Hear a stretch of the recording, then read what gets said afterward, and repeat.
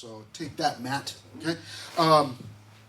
Exodus 21, we get into a really cool section. God is going to be giving out these rules to his people. Now, a lot of us hear that. We hear rules and we think, oh, I don't want any rules. But the truth is that we all love rules. We all love rules. There are rules when you are installing electricity. If someone did not follow those rules, we would not have electricity right now. Okay? There are rules when you are fabricating chairs. Aren't you so glad that the fabricators followed the rules in fabricating these chairs, or you would have sat down and just crunched down to the floor? Okay? So there are rules all over the place that are fantastic rules. Now, there are a lot of rules that are not so fantastic, but still, rules are generally a good thing. Oftentimes, they help to keep us safe, even. Okay? As in some of the examples that I gave you just a moment ago.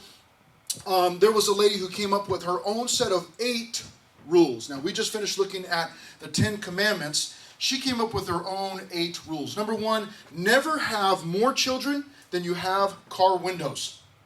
Everybody needs a window, right? It's what everybody fights over. Number 2, never loan your car to someone to whom you have given birth. They'll dent it, scratch it, leave it dirty, use up all your gas and not replace it. Number 3, pick your friends carefully. A friend never goes on a diet when you are fat, or tells you how lucky you are to have a husband who remembers Mother's Day, when his gift to you on Mother's Day is a smoke alarm. Number 4, seize the moment. Remember all those women on the Titanic who waved off the dessert cart. Should have just ate it because you were going down. Number 5, know the difference between success and fame. Success is Mother Teresa. Fame is Madonna, but that's old. Number 6, never be in a hurry to terminate a marriage, she says. Obviously, she was a wife. Remember, you may need this person someday to finish your sentence. Number 7, there are no guarantees in marriage. If that's what you're looking for, go live with a Sears car battery. Number 8, never go to a class reunion pregnant. They will think that's all you have been doing since you graduated. Okay? Rules oftentimes are, for many of us, we feel like, man, rules were meant to be broken. God is giving these rules to his people to help govern their lives, to help direct their lives. And it's basically like a road map. If you want to get from here to New Jersey, there are certain roads that you need to follow. Now, some of us would say, well, no, there aren't. I'm not taking the highways, man. I'm revolting and I'm going to do my own thing. Well, that's fine, but you may end up in some river, lost somewhere way back in the woods. Nobody will ever find you, and you'll just get eaten by raccoons or something. Who knows? Okay, the rules help to keep us safe, help to govern our lives. And that's why God has given these. I love these rules because they show us, again, as I've been saying over the last week or two, they reveal to us the heart of God and what he is concerned about. So, let's get into this here. We've got a few main divisions. This thing works really well when I turn it on. Okay? Few main divisions. Number 1, rules concerning servants. Rules or statutes I put up there. Rules concerning striking. Okay? Rules concerning or statutes concerning oxen. Isn't that incredible? So right away you see that God is concerned about servants. He's concerned about striking, that's hitting, and then he is also concerned about dealing with oxen. Wow, what a strange thing. Number 1, or verse 1 rather, we in our first section on servants, let's see what he has to say here. Now these are the judgments which you shall set before them. He's talking to Moses. If you buy a Hebrew servant, okay? Now I want you to, just for a quick moment, understand what is being said here. Verse 2, if you buy a Hebrew servant. He's talking to the Hebrews, and he says if you buy a Hebrew servant. So it was very possible, and they did, the Hebrews oftentimes owned one another. You go, wait, they owned other human beings? Yes. They would, in a sense, hire someone or purchase their labor. Okay, let's find out. Why would God be okay with this? If you buy a Hebrew servant, he Okay, so the first thing that we're seeing is God is dealing here with the male servants. Male servants, beginning at verse 2. If you buy a Hebrew servant, look at this. He shall serve 6 years, and in the 7th he shall go out free and pay nothing. Oftentimes servants would actually hire themselves out. If I were in debt, if I needed money, I might sell myself to Zach Vineyard. And if that was the case, what God is saying is that I would not work for Zach any longer than 6 years. I work 6 years max. In the 7th, he's got to let me go free. Now, it may be that I did not need to pay off that much of a debt, and maybe I worked for him for a year or 5 years or 4 years, but it's not to be any longer than 6 years, 6 years max. So God was concerned that people not be bought into slavery, sell themselves into slavery for a lifetime. He did not want that. That's what they experienced in Egypt. He did not want that for his people. So this is all brand new to them. Remember, many of these people, they're all ages, old, young, it's every age. And the oldest ones in the group had been slaves all of their lives. And what God is saying is, listen, if you sell yourself to be a servant to somebody, you're not to do it any longer than 6 years, and then you are to get your freedom. Verse 2, the 7th he shall go out free and pay nothing. If he comes in by himself, in verse 3, he shall go out by himself. So if he came in single, he's got to leave single. If he comes in married, so if he sold himself into servanthood and servitude and he was married, then his wife shall go out with him. She's got to leave with him. However, verse 4, if his master has given him a wife, and she has borne him sons or daughters, the wife and her children shall be her master's, and he, the guy, shall go out by himself. Okay, so the guy sells himself into slavery to somebody else to pay off his debts or whatever. While he's there working for the master decides, listen, I'm going to allow you to get married. I'm going to give you a wife. And then they get together and they have kids. When it's the 6th year is up, the guy can go free. However, the family belongs to the master. Now, we may or may not like that, but that's how God planned it. Okay? If the master was using his own resources to give this wife, well, then that woman would belong to the master. Okay? Now, if you're thinking, well, that sounds really crazy, verse 4. Verse 5. But if the servant plainly says, I love my master, my wife, and my children, I will not go out free. Now, I want you to keep something in mind, because you may be stuck on, the woman, and the kids would have to stay there with the master. That's not right. But understand this. Because we can miss this. The fact that the master would give this man a wife indicates to us that the master cares about the servant. And the master wants to bless that servant. Do you understand? If I hate my servant, I'm certainly not going to give my servant a wife. It's the last thing I'm going to do. I don't want you to enjoy anything. I want you to work yourself, your fingers to the bone. I just want you to work till you die. But this master would be somebody that would say, you know what? I really like this servant, and I'm going to bless this servant with a wife. Now, there are lots of other things we can go, wait a minute, he gets to choose the wife and all of that. We're not getting into that right now. We'll get into that later. But here's the thing in verse 5. Look at this. Look at this situation. If the servant says, I love my master, you go, what? Who would do that? Well, some of them had a fantastic relationship. I love my master, my wife, and my children. I will not go out free. Verse 6, then his master shall bring him to the judges. Now, we don't know exactly what they talk about there, but it's probably just a matter of making it legal. Like this person doesn't want to leave. Verse 6, then his master shall bring him to the judges. He shall also bring him to the door or to the doorpost, and his master shall pierce his ear. Watch out. with an awl, and he shall serve him forever. In other words, he would take something pointy like a nail. An awl is a little bit different. It's a tool. It's basically like a nail. Put the servant against the doorpost, his ear, and then drive that awl through his ear. And probably put a ring in there indicating that this individual had belonged to somebody for a lifetime. But it was the choice of that servant.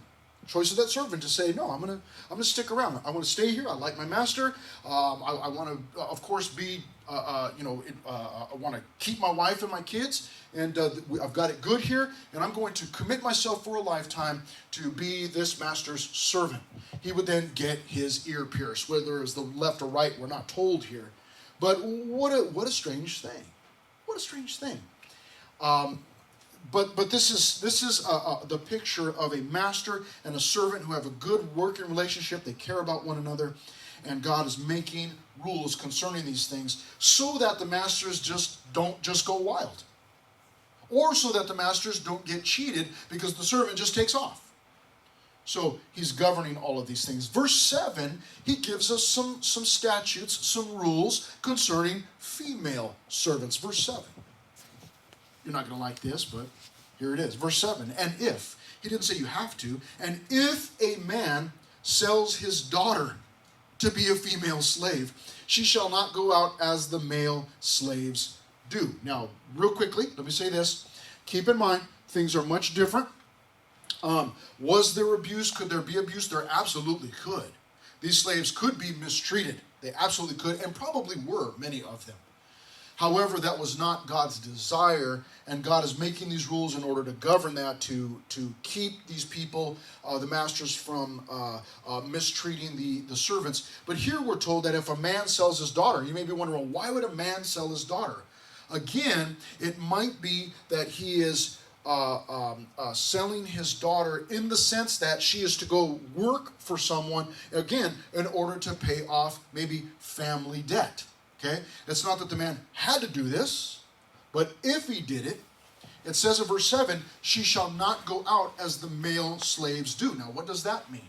It means that if the male servants were responsible for going out there and plowing the fields with an animal, you hook up your plow to an ox, or two oxen, or oxen, I guess I should say, then you plow the field. What God is saying is, listen, you cannot use the female slaves to do the same type of work as the males. Like, I don't care if you're male or female, get out there and plow that field or whatever.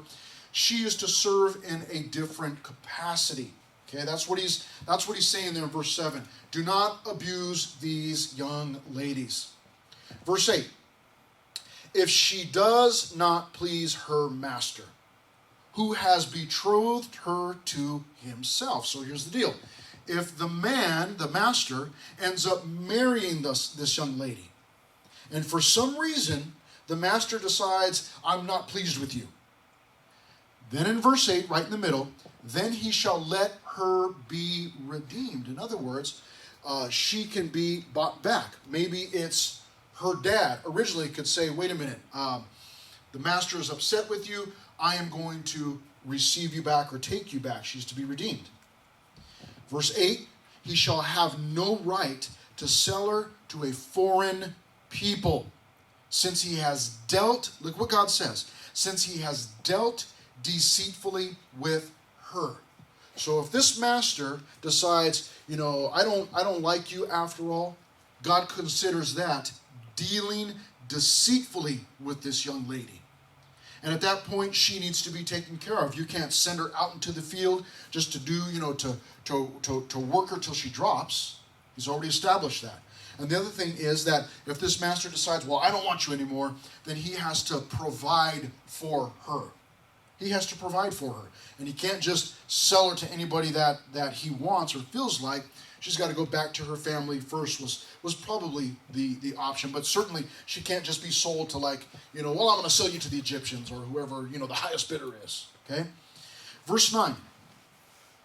And if he has betrothed her to a son, so if the master's son ends up marrying this female servant, he shall deal with her according to the custom of daughters. In other words, she's no longer to be considered a slave or a servant. Now she's family. See how God is providing for this young lady so that she's not mistreated. Verse 10. If he takes another wife.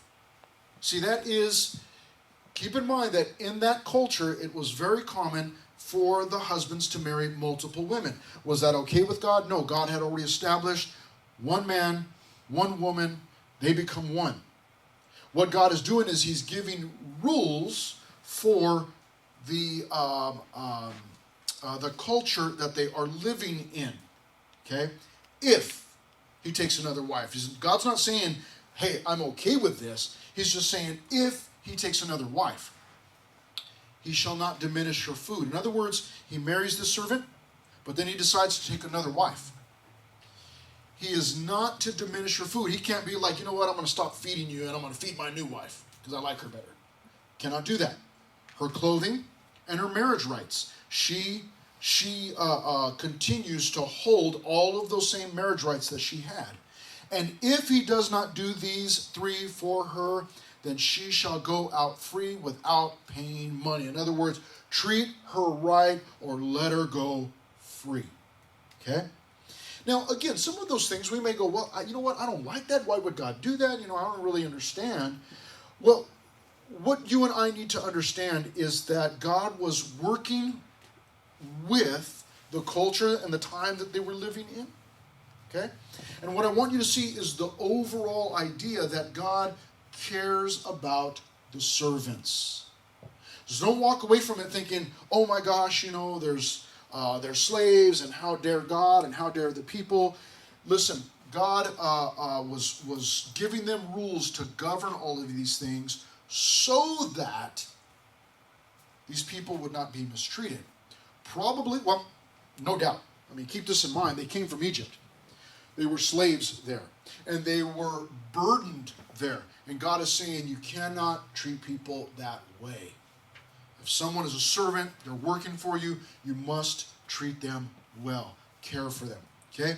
Now, God also gives some statutes concerning striking, concerning hitting. Okay? The first set, beginning in verse 12, punishable by death. You say, just for hitting someone? Yeah. Let me ask you a question. Don't answer out loud. How many times would you have been punished by death? How many people have you hit? Look at this, verse 12. He who strikes a man so that he dies shall surely be put to death. So, you hit somebody, that person dies, you die. You pay with your life. That is what we call capital punishment today. You murder someone, then your life is taken. Okay? Verse 13. However, if he did not lie in wait, in other words, if this is not premeditated, like, oh, I'm going to get this guy. It was accidental. Verse 13.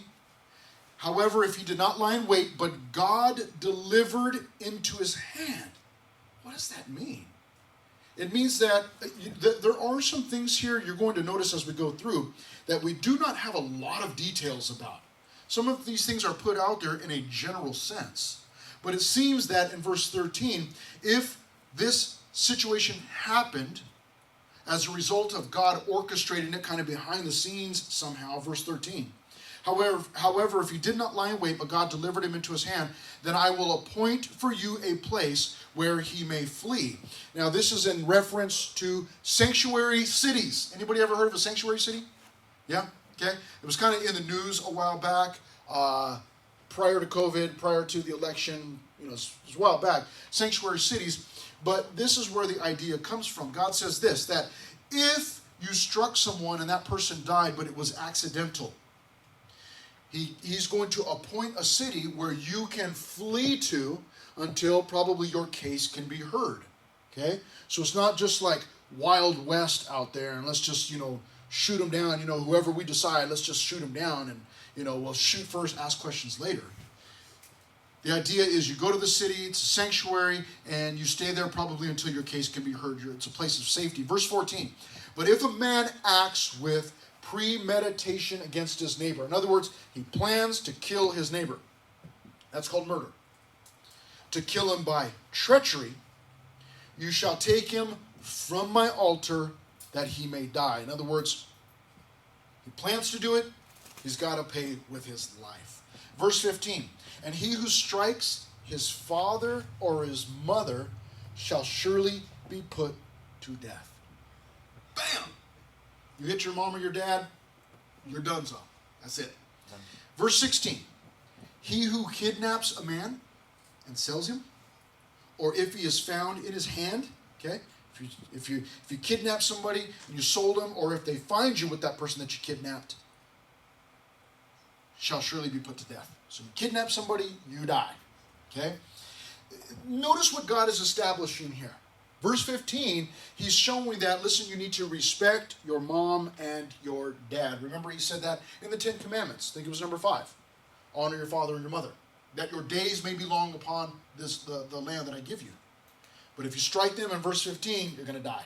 Verse 16, you kidnap somebody, you're going to die. Understand, I want you to think about this for just a moment. How different would our world look today if we still followed these rules? If people respected their parents? If people didn't fight with their parents? Lots of that goes on. If that wasn't going on. If you knew, man, I'm so mad, but if I punch my mom or dad, I'm going to die. You probably, in a lot of cases, would not do it. Some people would still do it because they're knuckleheads. But, many people would not do it. Kidnapping. If you knew that kidnapping someone wasn't going to come with just a prison sentence, maybe even if it is a lot of years, but if you did it, you're going to die, there'd be a lot less of it. Right now, we have heard of it. There's still, actually today, there is a lot of slavery all over the world still taking place. I don't remember the percentages, but even in Africa, there are many people right now today who are still living in slavery. But we have something called trafficking. That is a nice word, it's a clean word for sex slavery. It's some young lady, but it's not just young ladies, even boys also, who are kidnapped and sold and basically passed around for, they're sold as, they're prostituted, basically. That's a form of slavery, okay? Being taken, kidnapped here, being sold against their will, being used, abused, and perhaps if these things were in place, we would have a lot less of them. Verse 17. Look at this. He who curses his father or his mother shall surely be put to death. Man, you just curse at your parents and you die. You understand what God's trying to do? He's trying to establish the importance of the leadership in a family. It's been said, as goes the family, so goes the nation. Our nation is a mess right now. It goes back to the family. When the family's a mess, the nation will become a mess. Okay?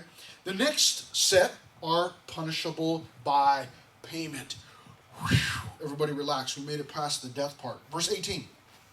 If men contend with each other, if two guys are fighting, because that's what guys do, right? Fight with one another, wrestle. Who's stronger? Okay? If men contend with each other, and one strikes the other with a stone or with his fist, so he picks up an object, hits the other guy, or he just punches him, and he does not die, but is confined to his bed, if he rises again in verse 19 and walks about outside with a staff, in other words, if he's healed, he recovers, then he who struck him shall be acquitted. Okay? He shall be found innocent. However, he shall only pay for the loss of his time and shall provide for him to be thoroughly healed. Okay? So, you get in a fight with somebody, they punch you or they pick up a rock and hit you in the head, rock breaks because your head is so hard. Just kidding. You get hurt, you're injured for a while, you can't get out to plow your fields or to pick your harvest, whatever it might be. Can't get your work done. The individual who hit you and injured you is responsible for making sure that your bills are paid or that you are taken care of during the time that you are down. and they are responsible for making sure that you are paid for, covered, until you are completely healed. Okay? So you understand what God's doing? He's saying, hey, I know that guys are going to fight, because that's what dudes do. They fight. Okay? However, you need to have some self-control. In the first place, don't fight if you're not willing to pay. Okay? If you're going, well, I don't have the money to take care of this guy, well, then don't do it. Okay? But be responsible for whatever it is that you've done. Okay? So he's discouraging the fighting by giving these rules. Okay? Verse 20. If a man beats his male or female servant with a rod, God is not saying it's okay, but he knew that it happened. He knew that it would happen. People would be mistreated. He says in verse 20, if a man beats his male or female servant with a rod so that he dies under his hand, he shall surely be punished. How is he going to be punished? It's funny, again, some of these things are not specifically told to us by God. Okay? Some of these things were left for the people or the community to decide. Verse 21, this tripped me out here, verse 21. Notwithstanding, if he remains alive, if the servant remains alive a day or two, he shall not be punished, for he is his property. So it was like, if he stays alive for a couple of days, then he's not to be punished, for he is his property. And that's what it sounds like. It sounds like if the servant didn't, if he did not die, then the master would not be punished. Again, it sounds to us like, man, why would God be okay with the servant getting beat with the rod? But if he dies, this happens. But if he doesn't die, nothing happens. What God is doing is he's discouraging mistreating your servants here. Because if you beat them, you're taking the chance that person is going to die, and if so, you are going to be punished because of what you did. Okay, so it's in a way it's saying, listen, just don't do it. Verse 22: if men fight and hurt a woman with child, so that she gives birth prematurely. I want you to see how in some of these ways God is being very specific. It's not just hurting a woman, although God was concerned about that, but he's concerned about if men fight and hurt a woman with child, so that she gives birth prematurely, yet no harm follows, he shall surely be punished according to as the woman's husband imposes on him, and he shall pay as the judges determine. So what do you gather from there, verse 22? Listen, I know it's Sunday morning, it's Christmas weekend, but just for a moment, track with me. I want you to think about this. Let me read verse 22 again. If men fight and hurt a woman with child, so that she gives birth prematurely. In that rule, what or who is God concerned with? Think about it. Verse 22. Child? He is concerned with the child. Which child? The unborn baby. The unborn child. Okay, right? What else is he concerned with? The woman. The woman? Yeah. He's concerned with the woman who's been struck accidentally. And he's concerned with the unborn child who, because of the mom being hit and whatever accident that, however that happens, that she ends up giving birth prematurely, God is concerned with all of that. So do you understand what he's doing? God is saying, listen, I don't want you guys fighting. But if you're going to fight somebody, he's talking to the guys, because you know how dudes are, right? What do? They fight. Okay? Not us, because we all love each other, but, guys generally fight. If you're about to fight and you see a woman over there who's pregnant, see what God's doing? He's made a rule about that. You would look and go, oh, wait a minute.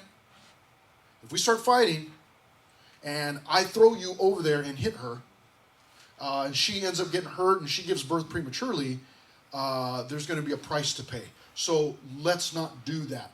You see what God is doing? He's saying, I care about this woman. I care about the unborn child. So don't do that. So we get to see again, we get a peek into God's heart, into his desires. What does God What is he concerned about? He's concerned about people in general, but we're getting some of the specifics here. Verse 22. I like this. If men fight and hurt a woman with child so that she gives birth prematurely, yet no harm follows, everything's okay, the baby's okay, he shall surely be punished accordingly as the woman's husband imposes on him. She's pregnant. She's waiting outside for her husband. She's waiting outside of the boba shop because I'm pregnant, you better get me some boba right now. Okay?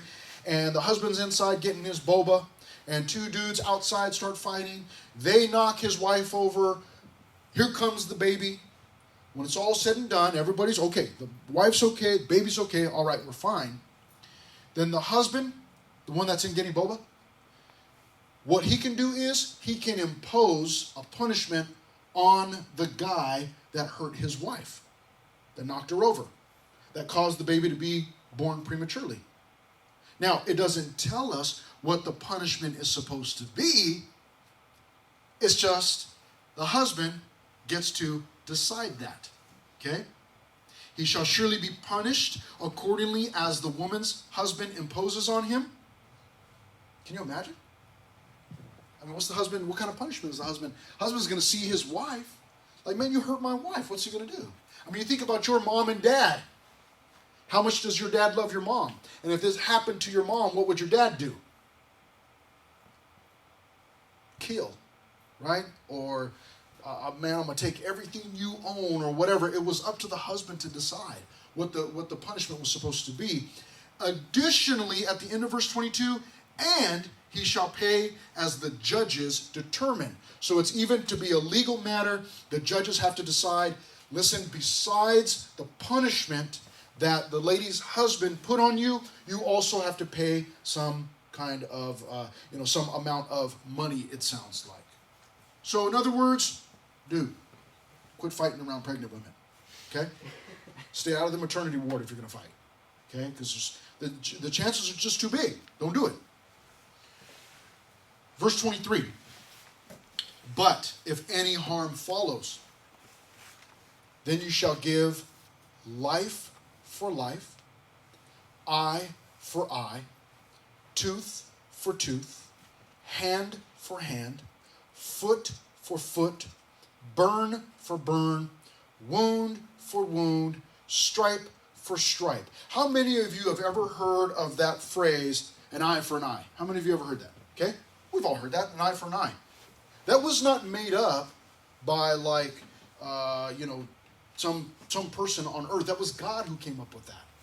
And what he's saying is, in the case of this woman who got hurt, she was pregnant, the baby is born, if everybody's okay, then there's payment, there's punishment and payment to be made.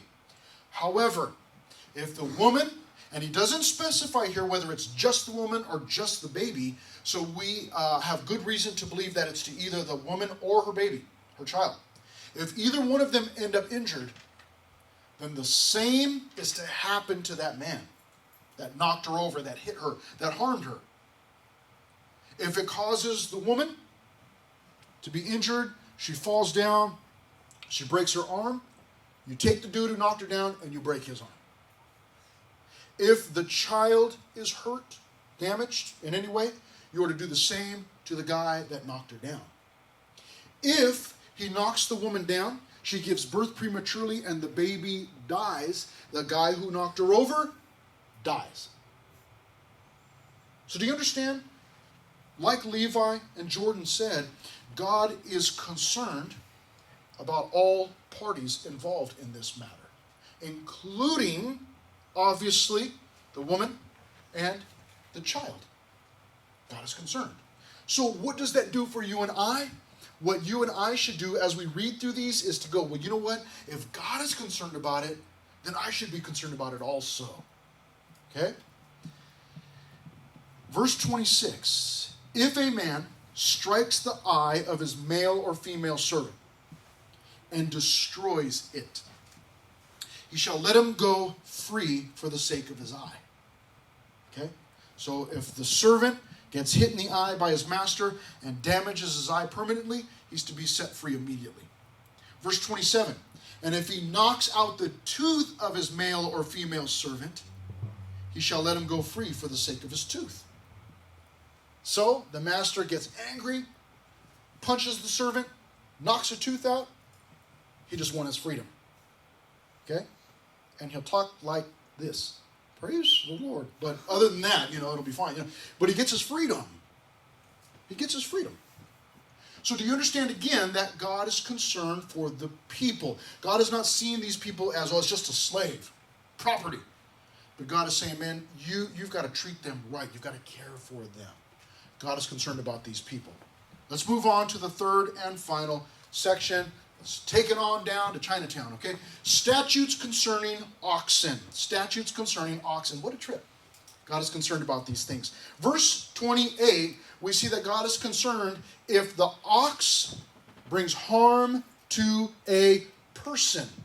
If an ox gores a man. Anybody know what gore means? Blood. Blood? Okay? Blood and gore, right?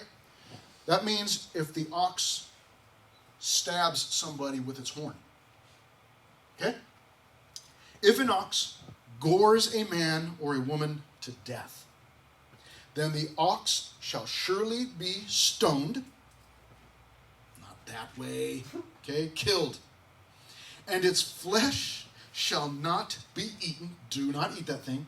But the owner of the ox shall be acquitted. Okay? So I own an ox. It breaks free. Gores my neighbor.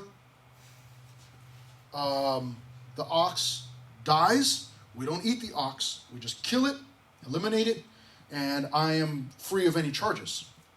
But, verse 29, if the ox tended to thrust its horn in times past, and it has been made known to his owner, if the owner knows, listen man, your ox has been running around town trying to gore people, okay?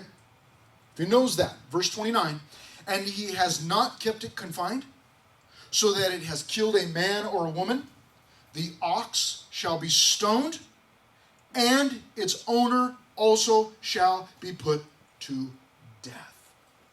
So you knew that your ox chased people and tried to kill them, and you didn't do anything about it. If it happens, someone says, hey, that was Chris Amaro's ox that gored that person.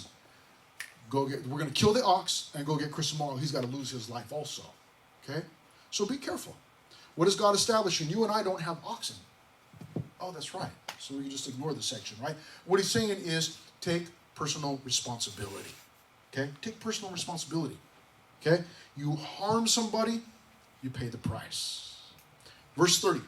If there is imposed on him a sum of money, then he shall pay to redeem his life, whatever is imposed on him. Notice what God does. He leaves it to the people.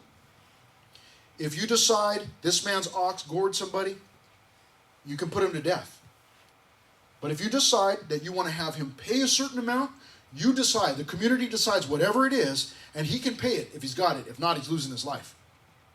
Verse 31, whether it has gored a son or gored a daughter, according to this judgment, it shall be done to him. If the ox gores a male or female servant, he shall give to their master 30 shekels of silver, and the ox shall be stoned. So if a male or female servant, if one of my servants gets gored to death, then we kill the ox, and I have to be paid. If I'm the master, I get paid for whatever the 30 shekels of silver, I'm to be paid for the servant that I lost.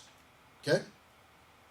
Verse 33, home stretch here, harm to an animal. So statutes concerning oxen who not only harm a person, but harm another animal. Verse 33, and if a man opens a pit, okay, he's digging a pit,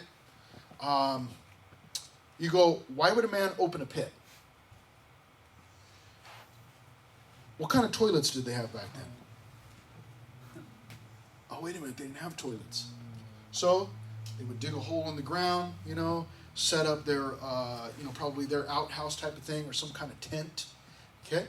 So you're in the middle of digging your toilet, basically.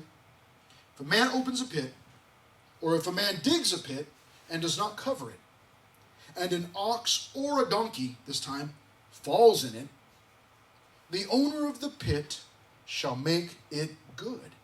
He shall give money to their owner, but the dead animal shall be his. Okay? Now, why would God be concerned about oxen and a donkey falling into a pit? This would be the equivalent. Okay, what does this mean for us? Just think about this. How many of you have? How many of you own, you yourself? You bought a lawnmower, right? None of you bought a lawnmower. Why? Because either your parents have one or you've got gardeners who come with their own lawnmowers. I don't know if you knew this or not, but lawnmowers are stinking expensive. Okay, hundreds. Okay, if you want a good one. Okay. I've already decided I'm never buying another lawnmower again. If I ever have to buy a lawnmower, I've got a gas one right now. You know, probably start it up, you go. If I ever have to buy another one, I'm getting one of those push ones. Like, so what if it takes me 7 hours to do my front lawn? I don't care. I'm not buying another lawnmower. They're too expensive. But let's say this is the equivalent. Okay, why is he concerned about this oxen or the donkey falling in a pit? What is that?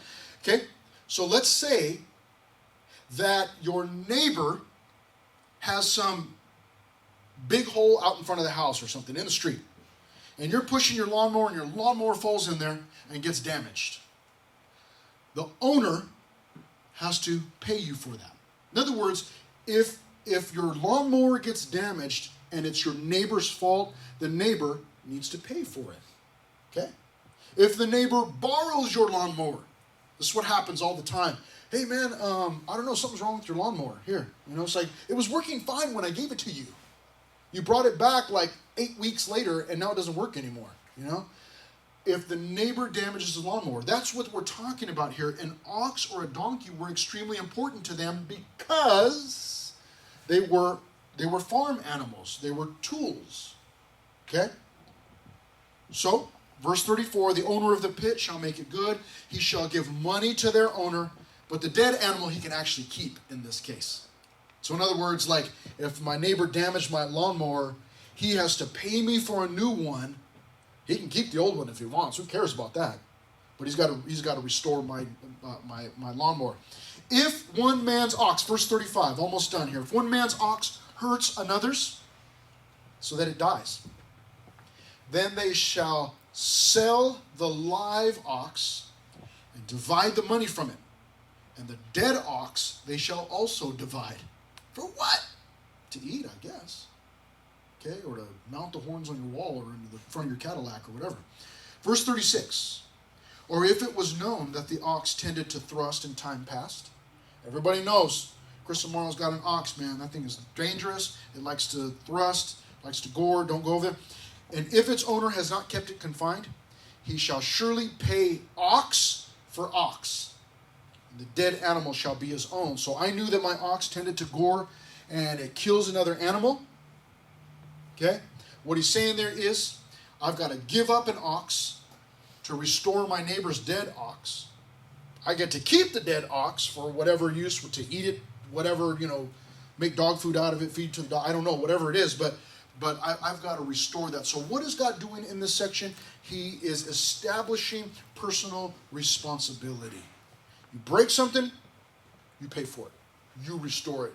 You make it good. I like these sections. We're going to get more of it. Don't allow yourself to go, oh man, this is so stinking boring, all of these rules. No, what we're doing is through these rules, we're getting to see the heart of God. We get to see the heart of God. Isn't that cool?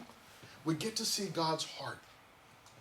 And he's concerned about so many practical things, personal things. This coming